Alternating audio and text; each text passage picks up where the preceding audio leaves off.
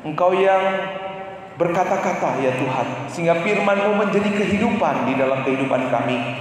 Ketika kami pulang dari tempat ini, ada semangat yang baru, ada paradigma yang baru, ada hati yang baru yang Tuhan kerjakan lewat firman-Mu. Kami siap mendengar firman-Mu Bapa. Berbicaralah Tuhan, di dalam nama Yesus. Yang siap mendengar firman Tuhan katakan amin. Silakan duduk. Salam. Selamat hari Minggu yang diberkati. Boleh sampaikan salam samping kiri dan kanan kita. Salam, beri senyum yang manis. Katakan welcome home.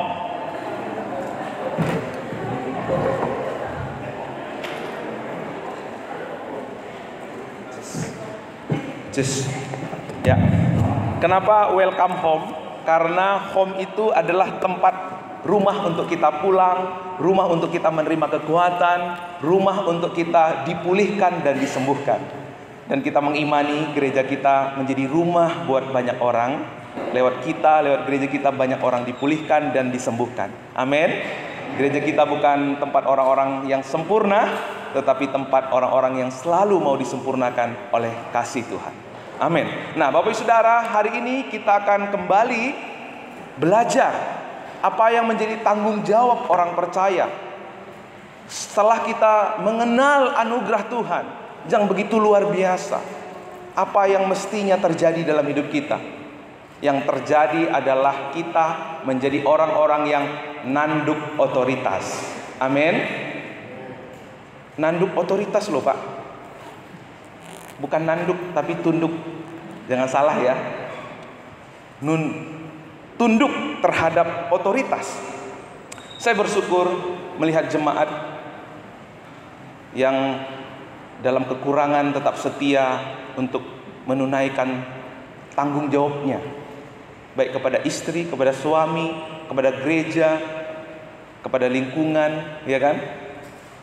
Bersyukur ya melihat Bapak Ibu. Saya tahu tidak pernah beli baju baru, tidak pernah jalan-jalan, tapi kalau soal perpuluhan dia nomor satu. Kalau soal memperhatikan pekerjaan Tuhan nomor satu. Saudara luar biasa. Saudara adalah orang yang dipuji Tuhan. Malu kita kalau kita misalnya suka jajan, makan di mewah-mewah, ternyata tanggung jawabnya nggak diberikan. Saudara, kita mesti malu ya. Tapi saya bersyukur Jemaat Pabaton tidak seperti itu. Saya belajar untuk menghargai otoritas, terutama hamba Tuhan itu dari mama saya. Mama saya itu kalau ada ayam jago, dia nggak potong sama anak-anaknya. Kalau hamba Tuhan datang, dipotong itu ayam. Ia nanam pepaya buah pertama yang besar biasanya, itu tidak dikasih untuk anak-anaknya. Tidak diajak, ayo kita makan, dikasih untuk hamba Tuhan. Dia panen padi, kalau kami berasnya itu ya di rumah itu nggak cukup, ya paling tahan berminggu gitu ya. Tapi masih bisa-bisanya kalau panen itu ngasih ke hamba Tuhan. Dia panen kangkung, ya kangkung apapun. Makanya hamba Tuhan di kampung kami itu bisa dibilang nggak pernah beli beras dan nggak pernah beli sayur gitu ya. Jaranglah beli sayur dan lauk gitu. Itu yang saya saksikan lewat orang tua saya. Sehingga suatu hari ada seorang hamba Tuhan, saya merasa diberkati lewat dia. Kalau saya diberkati lewat hamba Tuhan ini, saya juga harus menjadi berkat buat dia. Saya mengumpulkan beberapa sisih dari jajan saya berikan hamba Tuhan itu kaget gitu. Ini kok uang kuliahnya aja masih ngos-ngosan, kok mau ngasih sama hamba Tuhan gitu. Itu buat dia terheran-heran karena belum pernah terjadi. Mungkin jarang dialami. Nah, Saudara, sebagai kita umat Tuhan, ya, kita perlu tunduk kepada otoritas. Kita harus tunduk kepada otoritas. Di dalam Roma kita akan baca pembacaan Alkitab kita dari Roma 13 ayat 1 sampai 7. Saya akan baca ayat pertama, Bapak Ibu akan baca ayat kedua. Dan kita boleh bangkit berdiri Bapak Ibu sebagai kita menghormati firman Tuhan.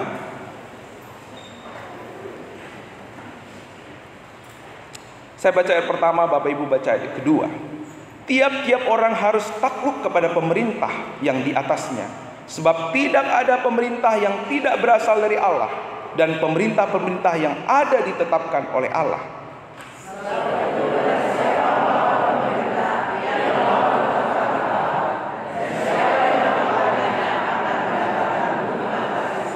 Sebab jika seorang berbuat baik, ia tidak usah takut kepada pemerintah. Hanya jika ia berbuat jahat, maukah kamu hidup tanpa takut terhadap pemerintah?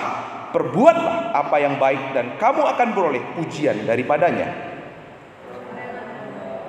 Ya, ayat 4 sama-sama.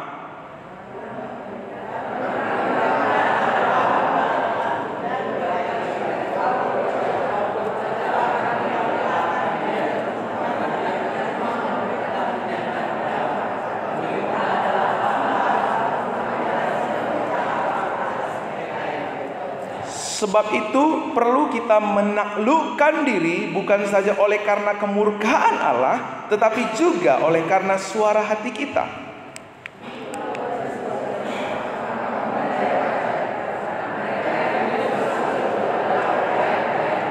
Bayarlah kepada semua orang yang harus kamu bayar, pajak kepada orang yang berhak menerima pajak, cukai kepada orang yang berhak menerima cukai, rasa takut kepada orang yang berhak menerima rasa takut, dan hormat kepada orang yang berhak menerima hormat. Amin. Silakan duduk Bapak Ibu. Puji Tuhan. Ya. Kita sudah membaca dari Roma 13 ayat 1 sampai 7. Ini mengenai tunduk kepada otoritas. Pemimpin atau pemerintah itu adalah otoritas, ya. Bapak Ibu pasti ingat peristiwa ini, ya. Peristiwa ini tahun 98. Orang komplain, orang demonstrasi besar-besaran. Tapi tahukah Bapak Ibu, orang-orang yang tadinya komplain, terutama mahasiswa aktivis 98, ketika ia dipercaya menjabat, apa yang terjadi? Mereka juga melakukan hal yang sama. Bagaimana respon Bapak Ibu ketika melihat ada proyek-proyek yang mangkrak, ada pemerintahan yang seperti ini? Beberapa waktu yang lalu viral, ya, di Lampung, bagaimana jalan-jalan di Lampung itu jelek-jelek gitu, ya. Komplain itu menjadi viral. Pasti Bapak Ibu, kebanyakan kita kan, oh ini pemimpin ini nggak bener, ini kurang asem ini pemimpin ini. Tapi tahukah Bapak Ibu Saudara, waktu kita menjadi orang-orang yang tidak melakukan tanggung jawab kita sebagai orang tua terhadap anaknya, sebagai istri kepada suaminya, sebagai suami kepada istrinya, sebagai jemaat kepada gereja, kepada guru, kepada masyarakat, kita sama seperti mereka. Kita sama. Makanya aktivis-aktivis tahun 98 ini, meski ketika mereka tahun 98 itu begitu gigih untuk demonstrasi besar-besaran, seolah-olah mereka kepingin mengubah bangsa ini, waktu mereka dipercaya, mereka juga melakukan yang sama. Kenapa ini bisa terjadi? Kenapa kok tadinya kepingin jadi pahlawan, tapi ternyata sama saja? Karena Bapak Ibu, manusia itu cenderung expert atau ahli, kompeten di dalam hal komplain, di dalam hal protes, tapi tidak melakukan tanggung jawabnya. Karena ada yang salah mengerti tentang cara pandang dan sikap mereka terhadap otoritas. Makanya nggak ada perubahan yang dilakukan, sama saja. Makanya kita hari ini mau belajar bagaimana kita memiliki sikap yang benar tentang otoritas. Biasanya kenapa sih orang sulit untuk tunduk otoritas?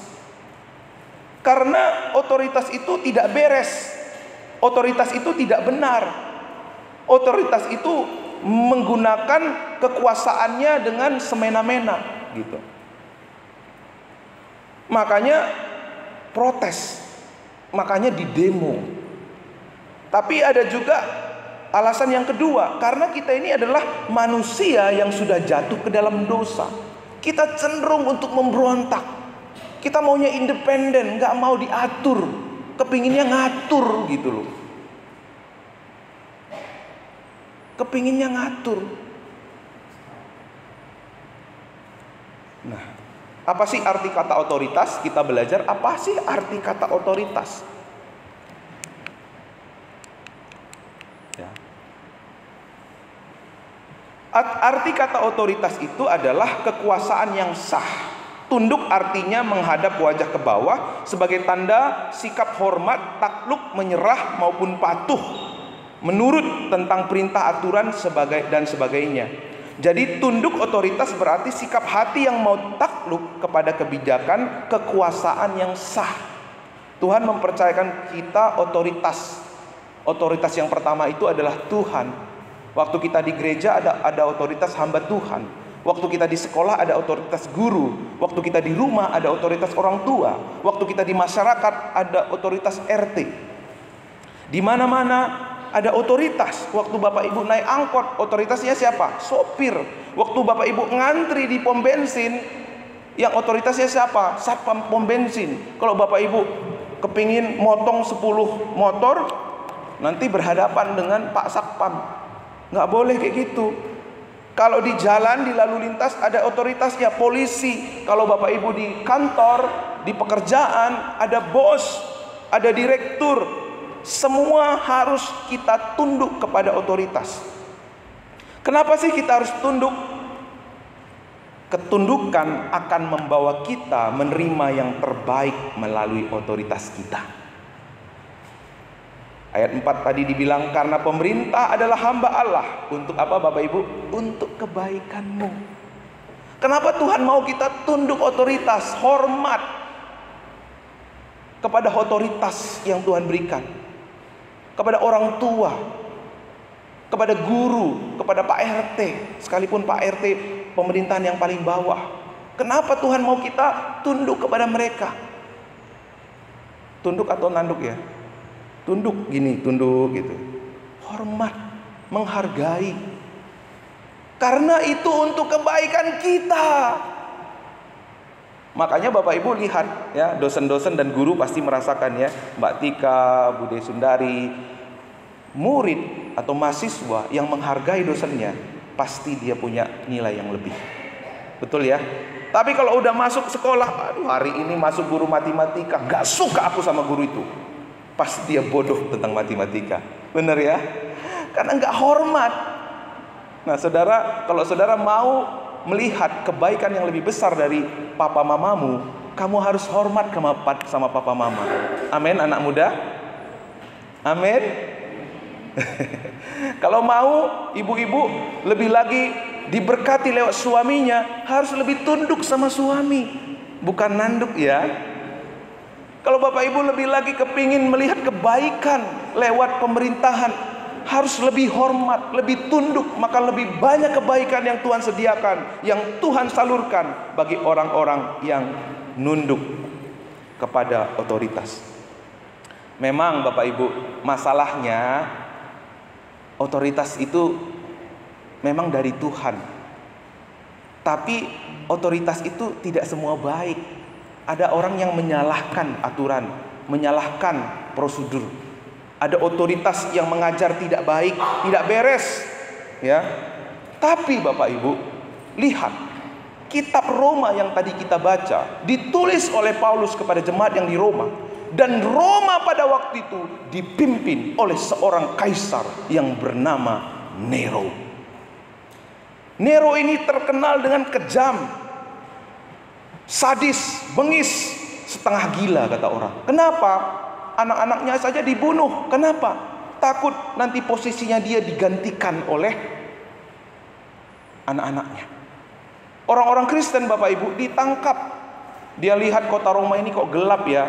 Dia tangkap orang-orang Kristen Roma. Dia masukkan ke dalam Dia jadikan penerangan jalan. Ngeri nggak? Ngeri.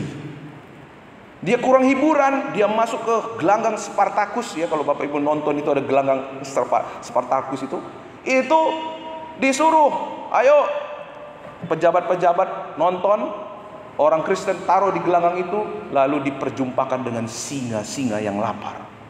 Dia senang, dia ketawa-ketawa. Itu kebahagiaannya dia. Makanya disebut pemimpin gila. Suka membakar kota. Kalau dia lihat kota itu nggak baik-baik, dia bakar supaya jadi lapang gitu. Itulah yang memerintah di Roma pada waktu itu. Bayangkan Bapak Ibu, pemerintah yang bengis, yang bobrok, yang sadis. Di tengah-tengah pemerintahan seperti itu, Paulus memberi pesan Tuhan kepada jemaat yang ada di Roma. Tunduklah kepada otoritas. Gimana ceritanya, Pak?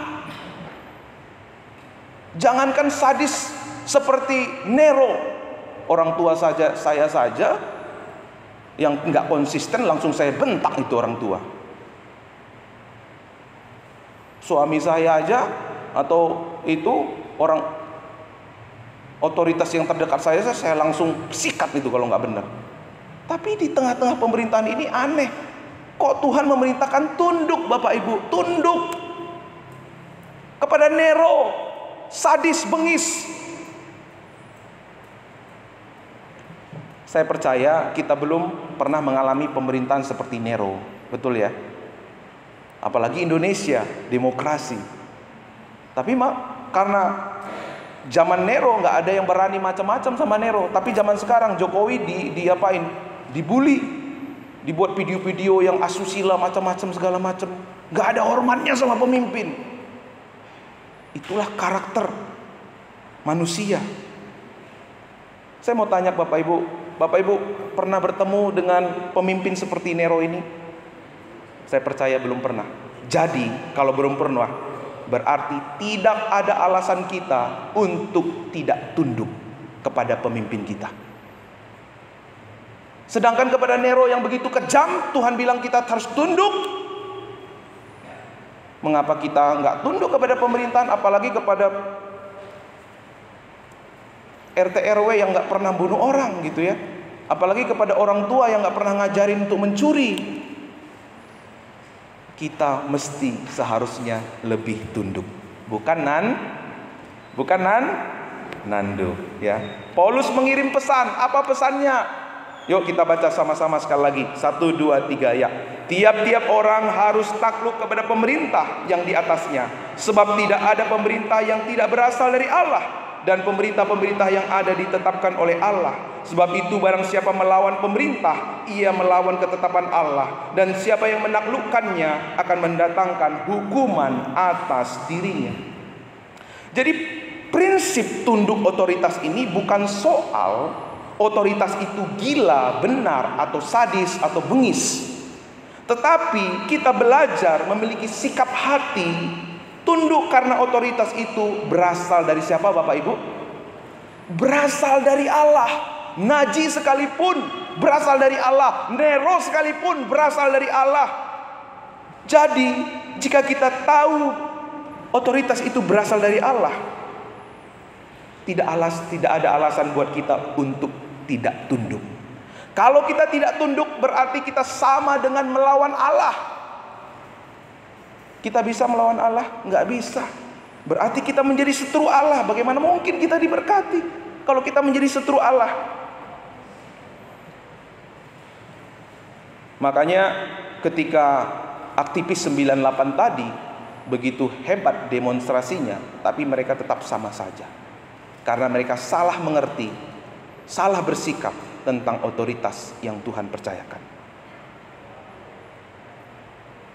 Kita bisa tunduk kepada otoritas yang di atas kita kalau kita mengakui, mempercayai kedaulatan Tuhan. Ingat di pasal 12, in view God mercy. Kita mesti memiliki sudut pandang dari kemurahan Allah. Kalau kita mengakui kedaulatan Allah, maka Dia berdaulat atas pemimpin-pemimpin yang saat ini ditempatkan. Kalau saja Tuhan gak berkenan, Tuhan bisa geser dikit sarapnya langsung jadi kikuk kan, begini kan. Betul kan? Tapi kalau masih belum, berarti Tuhan mengizinkan. Tuhan berkenan. Maka tidak ada alasan buat kita untuk tidak tunduk. Ada rencana Tuhan yang lebih besar di balik itu semua. Kita lihat, memang begitu mengerikan orang-orang Kristen disiksa pada zaman pemerintahan Roma. Tetapi karena siksaan itu, Injil justru diberitakan kepada dunia. Ada kebaikan, ada rencana yang jauh lebih besar daripada apa yang terjadi buat jemaat yang ada di Roma. Jadi tetap tunduk, percaya akan kedaulatan Allah. Kita tunduk bukan seperti minggu yang lalu. Saya mau tunduk jikalau. Saya mau tunduk kalau. Tapi ketundukan kita itu apa? Walaupun, sekalipun. Ketika saudara tunduk seperti itu, itulah ibadah yang sejati. Itulah kasih yang sejati, yang akan mengubah dunia, yang akan menjadi berkat buat banyak orang. Allah adalah puncak otoritas kita. Di bawah Allah itu ada otoritas seperti ini, Bapak Ibu. Bisa lihat ya. Allah sumber otoritas, mendelegasikan otoritasnya. Di bawah Allah itu Tuhan Allah mempercayakan otoritas kepada pemimpin rohani. Di gereja itu pendeta. Di pemerintahan itu RT RW. Di pekerjaan itu ada guru, ada bos. Di sekolah ada guru. Di keluarga itu ada orang tua, suami. Dimanapun Bapak Ibu pergi, selalu ada otoritas. Pak, nggak enak di Indonesia, Pak. Bapak Ibu pindah ke Amerika, di sana ada otoritas. Nggak enak di Amerika, ke kutub deh. Di kutub pun ada otoritas di sana. Di kutub utara atau kutub selatan. Dalam segala bidang hidup kita selalu ada otoritas. Ingat tadi katanya. Untuk apa sih ada otoritas? Untuk kebaikan kita. Supaya tidak kena murka Allah. Supaya tidak kena terhadap sesuatu yang jahat. Maka di sini saya memberikan gambarnya seperti payung, Bapak Ibu. Payung itu tujuannya untuk apa? Untuk melindungi. Karena iblis tidak henti-hentinya mendakwa kita, menyerang kita. Tetapi orang-orang yang ada di bawah payung otoritas, dia tidak memberontak, dia tunduk. Orang-orang seperti ini akan selalu menerima kebaikan. Kenapa? Ada payung yang melindunginya, ada kuasa yang melindunginya, sehingga tetap aman, terlindung. Tadi dikatakan di ayat 4a, pemerintahan itu hamba Allah untuk kebaikan. Jadi harus kita memiliki sikap hati yang tunduk. Kalau Tuhan ingin menyatakan kebaikan kepada kita lewat otoritasnya, lewat orang tua. Makanya ada istilah orang tua itu adalah Tuhan yang kelihatan. Tapi orang tua juga perlu memberi teladan di dalam menghargai otoritas, supaya anaknya juga bisa mengerti, menghargai otoritas. Kalau misalnya orang tua mengajarkan kamu hormat dong sama orang tua, Bapak Ibu aja nggak hormat sama otoritas Bapak Ibu, sama guru sekolah minggu, sama kakak rohani, sama ibu rohani, bapak rohani, bagaimana dia bisa belajar tentang menghormati otoritas? Jadi bagaimana Pak, kalau misalnya otoritas itu mengajar kita untuk melakukan yang salah? Bapak Ibu bisa mengikuti. Kalau otoritas itu kan katanya tunduk. Bagaimana kalau pemerintah itu mengajar kita untuk melakukan yang salah? Contoh orang tua, besok malam kita akan mencuri uang si lain. Kamu siap-siap ya, kita atur strategi. Bagaimana kalau ada orang tua seperti itu mengajar anaknya? Apakah harus tetap tunduk? Anak-anak muda tetap tunduk?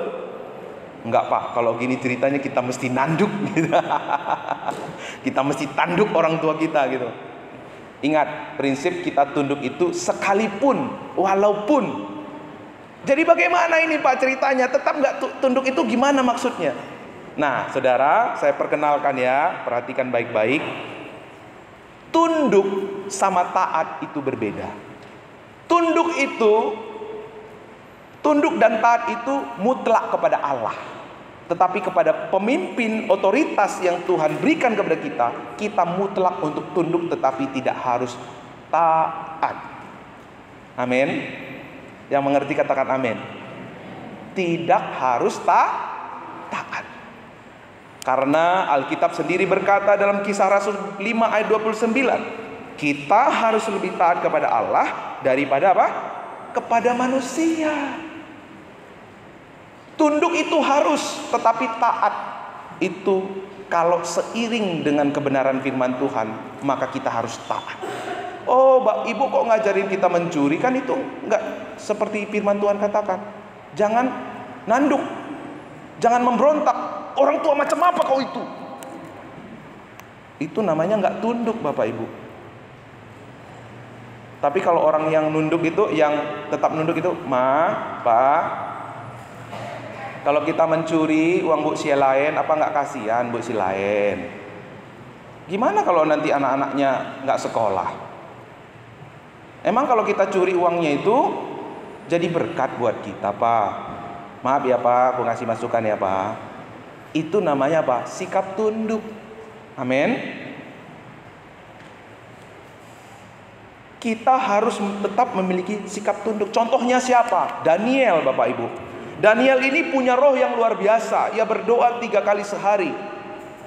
Karena itu Tuhan mengangkat tinggi hidupnya. Tetapi banyak orang iri. Ketika melihat orang yang hidupnya tinggi itu diangkat Tuhan, banyak orang iri. Pejabat-pejabat yang lain iri kepada Daniel. Lalu dia mulai memprovokasi raja Nebukadnezar. Kita buat aja aturan supaya semua rakyat ini menyembah kepada raja Nebukadnezar. Bagaimana kalau kita buat semua umat rakyat harus menyembah kepada Tuhan? Kalau nggak menyembah kepada Tuhan, harus dimasukkan ke lubang singa. Oh iya, ini bagus, ide bagus kata Nebukadnezar. Tetapi ini semua direncang oleh mereka karena mereka tahu bahwa Daniel itu pasti akan kena jerat. Semata-mata untuk menjerat Daniel karena mereka iri kepada Daniel. Apa yang terjadi? Apakah Daniel taat, Bapak Ibu? Apakah Daniel taat? Tidak menyembah kepada Tuhan tetapi kepada Nebukadnezar? Tidak. Daniel tidak taat. Kenapa? Kita harus lebih taat kepada Tuhan daripada kepada manusia. Nah, tapi apakah Daniel tunduk, Bapak Ibu? Daniel tidak katakan ya. Waktu Daniel menerima perintah seperti itu, dia nggak komplain. Dia nggak demonstrasi, dia tidak sebar gosip, dia tidak kumpulkan orang-orang yang sama seperti dia lalu menyerang Raja Nebukadnezar. Bisa nggak? Bisa. Dia seorang tokoh, dia seorang pemimpin. Tapi kenapa dia nggak melakukannya? Karena dia punya sikap tunduk kepada otoritas. Wow, ini luar biasa Bapak Ibu. Apa yang terjadi? Ternyata Daniel kedapatan berdoa 3 kali sehari. Konsekuensinya ia harus masuk ke liang singa. Raja sebenarnya sayang kepada Daniel karena Daniel itu adalah salah satu seorang yang ia banggakan dalam pemerintahannya. Tapi karena ia kemakan sama perintahnya sendiri, Daniel harus masuk ke lubang singa. Tapi apakah waktu ditangkap Daniel ia memberontak? Aku laporin kau ya. Tunggu ya, aku laporin kau ke Koramil, ke polisi. Daniel tidak berkata seperti itu. Daniel tetap mengikuti, masuk ke dalam liang singa. Tapi puji Tuhan, orang-orang yang tunduk sama Tuhan, taat sama Tuhan, selalu ada kuasa yang melindungi hidupnya. Apa yang terjadi?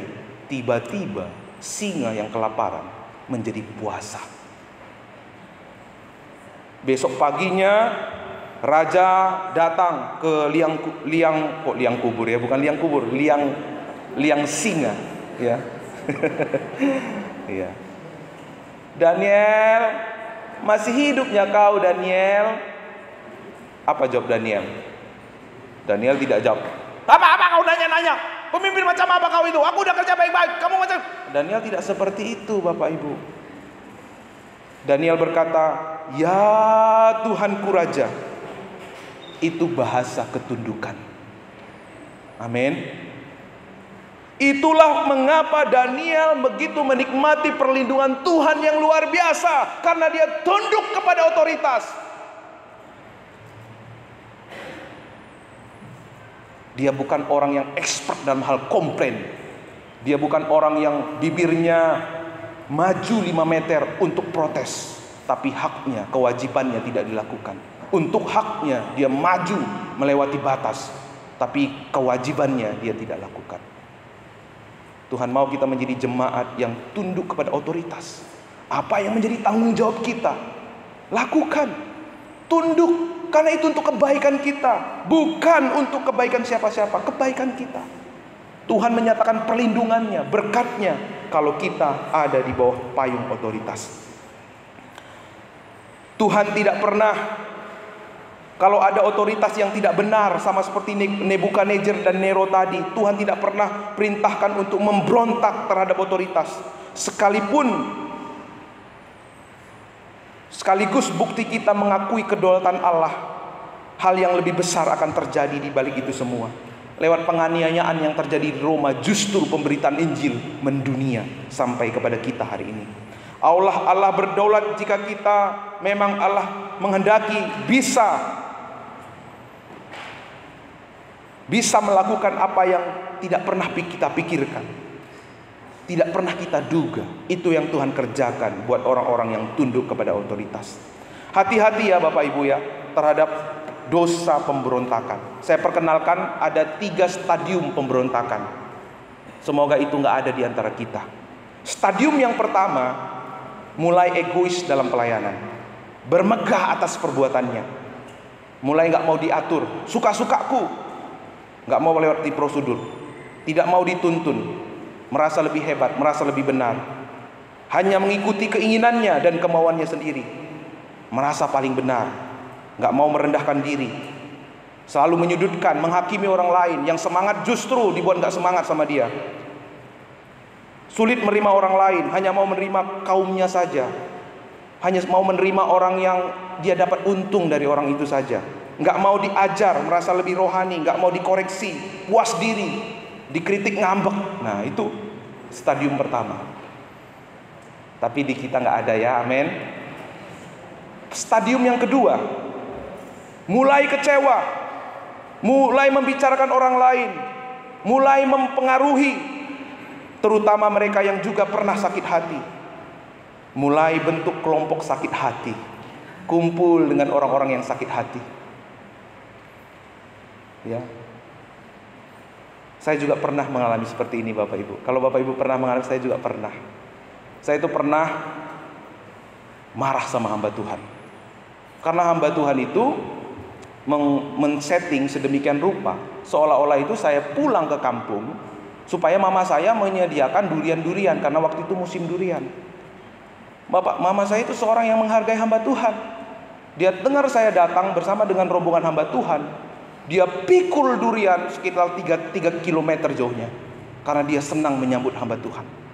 Dia angkatin durian, dia jujung, kalau di kampung kami itu di kepalanya gitu ya, durian, semangat.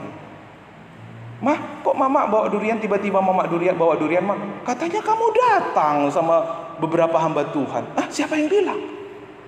Ini ada yang setting ini, supaya makan durian gratis, dia setting. Saya benci sama hamba Tuhan itu. Tapi ketika belajar kebenaran ini, Tuhan saya minta ampun. Kemarin pulang, Pak Pendeta, hari ini saya mau traktir Pak Pendeta sekeluarga. Mohon maaf ya Pak, sekali-sekali saya yang mentraktir Pak ya. Ayo. Kita tetap tunduk kepada otoritas. Stadium yang ketiga, mulai membangun persepakatan melawan pemimpin, mengadu domba, melawan otoritas. Cenderung membesar-besarkan berita negatif di sekitar otoritas, biasanya tidak mampu menyelesaikan konflik dengan otoritas, akhirnya membangun persepakatan untuk memberontak. Ya. Akibatnya apa yang terjadi? Kita bisa melihat dari seorang Maryam, Bapak Ibu. Maryam itu adalah kakaknya Musa. Maryam dan Harun melakukan pemberontakan. Kenapa? Karena Musa mengambil perempuan Kus. Kenapa? Maryam dan Harun memberontak? Karena Musa selingkuh, jelas-jelas salah. Maryam dan Harun bilang, udah nggak benar lagi itu Musa, ayo kita komplain. Tapi apa yang terjadi? Maryam dan Harun karena pemberontakannya dia terkena kusta. Siapa yang salah? Musa yang salah. Tapi siapa yang kena hukuman? Harun dan juga Maryam. Apa yang salah? Karena kalau kita melawan pemerintah, tidak tunduk kepada pemerintah, tidak tunduk kepada otoritas, kita sedang melawan Tuhan. Sepertinya kita baik, tetapi ternyata itu jahat di mata Tuhan. Hati-hati Bapak Ibu. Jangan jangan ada Maryam di tempat ini. Jangan ada Harun di tempat ini. Amin. Ya. Yang selanjutnya, contohnya siapa? Bani Korah. Bapak Ibu lihat Bani Korah di dalam Bilangan 16. Di sana dikatakan ayat pertama sampai ayat kedua saya bacakan. Korah bin Yudid bin Yijar bin Kehat bin Elewi beserta Datan dan Abiram, anak-anak Eliab dan On bin Pelet, ketiganya orang Ruben, mengajak orang-orang untuk memberontak melawan Musa. Ia beserta 250 orang Israel, pemimpin-pemimpin umat itu, yaitu orang-orang yang dipilih oleh rapat, semuanya orang-orang yang kenamaan. Mereka membangun rapat, bersepakat, ini udah stadium 3, bersepakat untuk menjatuhkan Musa, menyerang Musa. Tapi begitu selesai Korah untuk ceramah, untuk memprovokasi, di ayat 31 apa yang terjadi? Baru saja ia selesai mengucapkan segala perkataan itu, maka terbelahlah tanah yang di bawah mereka. Ini yang terjadi seperti yang di mana itu? Di Palu ya. Tanahnya bergeser, terbelah, masuklah orang-orang yang tadi ini ya, komsel sakit hati, persekutuan orang sakit hati. Masuk semua, ditelan dunia, habis hidup-hidup. Saudara, saya tidak sedang menakut-nakuti Bapak Ibu ya. Tapi inilah yang terjadi buat orang-orang si pemberontak. Akibat tidak tunduk, kalau Bapak Ibu baca di Ibrani 13 ayat 17, kalau kita tidak tunduk maka tidak ada perlindungan. Amsal 30 ayat 7, kita diserang setan, terkutuk, tidak ada pertumbuhan rohani, tidak memiliki otoritas rohani, tidak ada tuntunan yang jelas. Itu yang terjadi kalau kita tidak tunduk kepada otoritas. Jadi apa yang harus kita berbuat kalau misalnya ada pemimpin kita yang tidak benar? Ya, saya selalu bilang kepada sebanyak mungkin jemaat, bahkan mungkin di sini pernah saya bilang, saya itu bukan tipikal hamba Tuhan yang nggak mau dikoreksi. Saya senang Bapak Ibu mengkoreksi saya, apalagi datang ke rumah kita ngobrol gitu ya. Saya terbuka Bapak Ibu terhadap koreksian, karena saya nggak mau Bapak Ibu berbuat dosa di belakang. Datang, senang saya, karena saya juga memang adalah orang yang banyak kekurangannya, perlu belajar. Saya kumpulin anak muda, saya selalu bertanya ya, saya kumpulin per organisasi, per panitia, apa masukannya buat saya, supaya saudara punya tempat untuk menyampaikan itu dengan baik dan benar, bukan di tempat yang salah dengan orang yang salah. Karena kalau dengan orang yang salah, banyak kompor kan di luar sana kan. Nah, jadi kalau ada yang tidak benar, kalau ada payung yang bocor, apa yang kita lakukan? Jangan obrak-abrik payungnya. Kalau ada payung yang bocor, kita tambal. Amin. Tambal payungnya. Kalau ada pemimpin kita, orang tua kita, ada kakak rohani kita, ada guru sekolah minggu kita, bahkan saya sendiri, kalau ada yang nggak bener, ditambal Bapak Ibu. Tetap dengan memegang nilai-nilai tunduk. Ya. Bukan mengkoreksi itu dengan cara apa? Bapak macam apa Bapak itu? Bapak jangan mentang-mentang sebagai bapak saya ya. Itu namanya nggak tunduk. Tidak ada kuasa di dalamnya. Ya. Tetap kita mau koreksi, tetapi dengan sikap tunduk. Nah, kita belajar dari seorang Daud. Daud itu mau dibunuh oleh Saul. Beberapa kali Saul itu dicoba dibunuh oleh Saul. Dikejar-kejar, kemana-mana dikejar-kejar. Persoalannya apa sih? Persoalannya kecil. Apa persoalannya? Waktu perempuan-perempuan Israel bernyanyi ketika prajurit-prajurit pulang dari medan peperangan, perempuan-perempuan itu nyanyi, puji Tuhan, Saul mengalahkan beribu-ribu, tapi Daud mengalahkan berlaksa-laksa. Marah Saul, iri menguasai hatinya, sehingga ia terus-menerus mencoba untuk membunuh Daud. Tapi apa yang terjadi? Daud itu tunduk sama otoritas. Justru Daud yang punya kesempatan beberapa kali untuk membunuh Saul. Ketika di gua Adulam, ya, Saul sedang pup, dipotong sama Daud jubahnya. Bisa nggak dia membunuh Saul? Bisa. Tapi Daud berkata, aku tidak akan mengotori tanganku dengan orang yang diurapi oleh Tuhan. Itulah sebabnya Daud begitu dikasihi Tuhan, Daud begitu dipakai Tuhan, Daud begitu dilindungi Tuhan hidupnya. Karena dia punya sikap yang baik dan benar terhadap otoritas yang di atasnya. Saudara, kalau kita tunduk kepada otoritas, kita mengakui kedaulatan Tuhan, kita memiliki sudut pandang dari kemurahan Allah, tidak ada yang perlu kita takutkan meskipun pemerintah atau otoritas kita tuh bengis, nggak baik, jahat, dan lain-lain sebagainya. Yang perlu kita miliki adalah sikap untuk tunduk. Apa kata seorang Daud? Aku tidak akan menjamah tuanku itu, sebab dialah orang yang diurapi. Kita memiliki ketundukan yang benar. Ya, di dalam gereja, nah sekarang kita masuk ke dalam gereja, Bapak Ibu. Otoritas gereja itu ada pemimpin rohani, dalam hal ini pasti hamba Tuhan. Otoritas itu seperti payung melindungi pelayan-pelayan Tuhan. Kalau otoritasnya, pemimpinnya diserang, maka ada yang bahaya, yaitu para pelayan-pelayannya. Makanya Tuhan sangat memproteksi otoritas yang dipercayakan. Waktu perancang-perancang didoakan di tempat ini, didoakan, diberi kepercayaan, saudara sudah memiliki otoritas. Waktu saudara semangat saja di dalam mengisi hari-hari saudara di dalam Tuhan, itu memberi pengaruh kepada yang lain. Demikian juga saya. Apa yang saya katakan, apa yang saya buat, itu ada pengaruh. Ada payung perlindungan. Kalau kita bocor, maka yang kena di bawah kita.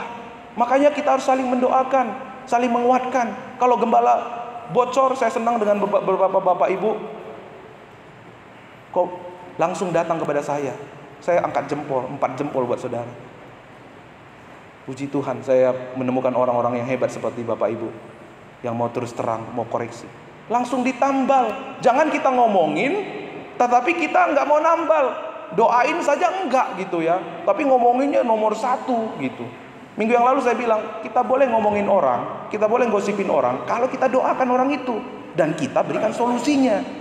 Amin. Nggak setuju ya Bapak Ibu? Nggak setuju ya? Atau kita tetap seperti itu, ngomongin orang saja, nanti dibalas lagi, ngomongin lagi, dibalas. Saudara jangan bahagia ya kalau dengar orang ngomongin orang lain. Karena saudara juga punya kekurangan. Saudara, suatu hari kekurangan saudara juga akan diomongin sama dia, karena memang mulutnya itu ember. Amin. Tapi di sini nggak ada seperti itu, karena firman Tuhan mengubah semua hidup kita. Lihat, gereja yang sehat itu pekerjanya sehati mendukung, membackup pemimpin, bukan justru memanas-manasin, bukan justru mengkompor-komporin. Walaupun pemimpinnya punya kekurangan, karena tidak ada orang di dunia ini tidak punya kekurangan. Kalau saudara melakukan yang sama, saudara akan dilihat oleh anak-anak saudara. Dia juga akan melakukan hal yang sama buat saudara.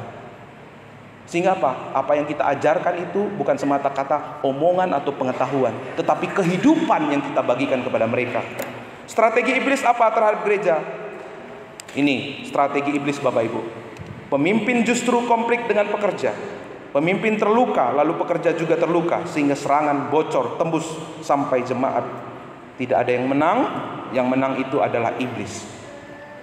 Yuk kita bangun payung otoritas di gereja kita dengan baik dan benar. Karena itu membawa kebaikan buat setiap kita. Sekarang kita masuk ke keluarga. Otoritas dalam keluarga itu siapa? Suami. Suami itu pemimpin. Suami itu yang mengasihi istri. Jadi harus tunduk kepada suami. Jangan apa-apa diputuskan oleh istri. Itu udah salah kaprah. Istri boleh memberi saran, istri boleh memberi masukan, memberikan pandangan. Tetapi yang memutuskan itu adalah suami. Nah, nanti kita ada di sesi berikutnya itu, beberapa bulan lagi ada Gospel in Marriage. Kita akan bahas di situ lebih dalam. Nah, hati-hati dengan serangan iblis.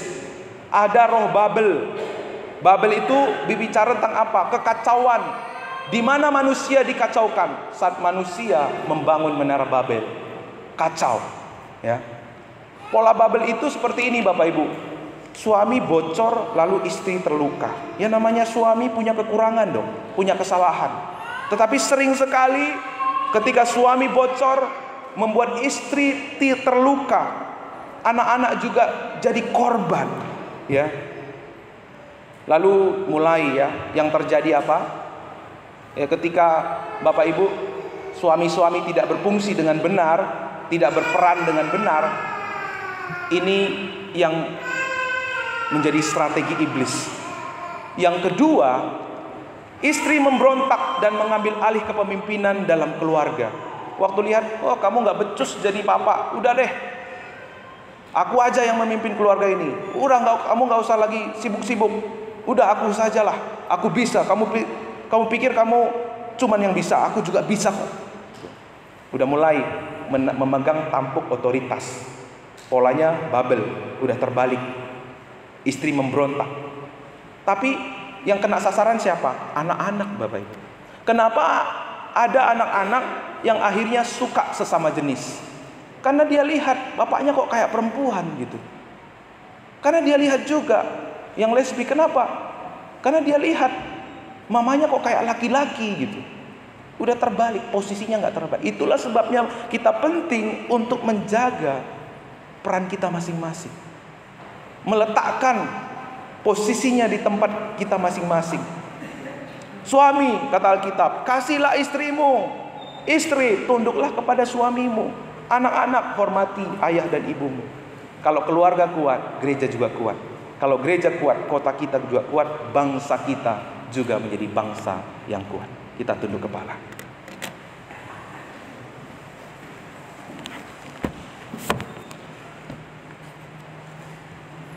Mari kita ambil waktu sejenak. Firman Tuhan sudah disampaikan kepada kita.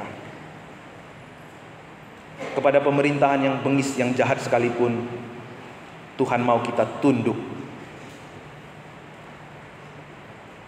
Apakah penghalang kita untuk tidak tunduk kepada otoritas yang di atas kita selama ini?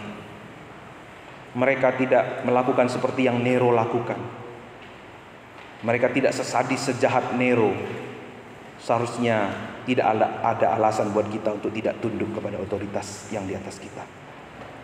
Bagaimana sikap kita selama ini kepada otoritas di keluarga kita? Bagaimana sikap kita selama ini kepada otoritas yang ada di tempat kita bekerja? Bagaimana selama ini sikap kita kepada otoritas yang ada di gereja ini? Adakah sikap tunduk? Apakah ada sikap yang baik dan benar yang Tuhan sudah perintahkan kepada kita hari ini? Kalau di waktu-waktu yang lalu saudara memiliki sikap yang tidak tunduk, hari ini tersedia pengampunan buat setiap kita. Minta Roh Kudus-Nya membaharui hati kita. Biar kita melihat kebaikan-kebaikan Tuhan yang lebih besar lagi lewat gereja kita, keluarga kita, lewat hidup kita. Kita tidak perlu takut, sebab Tuhan yang memegang kendali. Sebab Tuhan yang berdaulat. rahmat-Nya nyata bagi orang-orang yang berserah kepadanya. Kita akan melihat kebaikan